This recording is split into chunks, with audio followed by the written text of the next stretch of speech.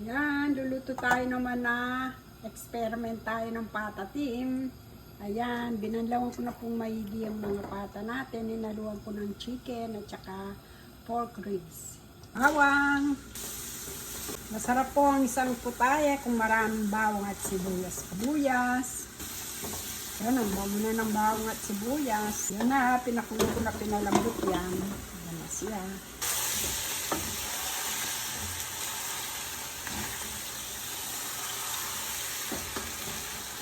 Lagay na natin sa kalamansi juice, toyo, paminta, peas, oyster sauce, daon ng laurel.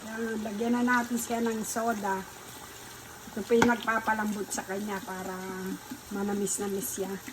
Ihalin natin para pantayang pag-ano ng rekado hanggang sa ito lumambot. Lagyan din natin siya ng pineapple juice, flour cubes, sesame oil, brown sugar. Ihalin natin. Ayan, malambot na. Ilalagay na natin ng ibang mga rekado pa.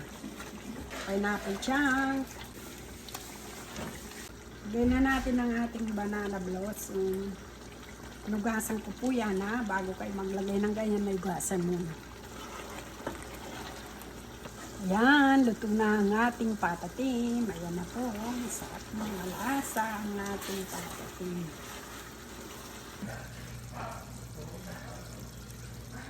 Sarap.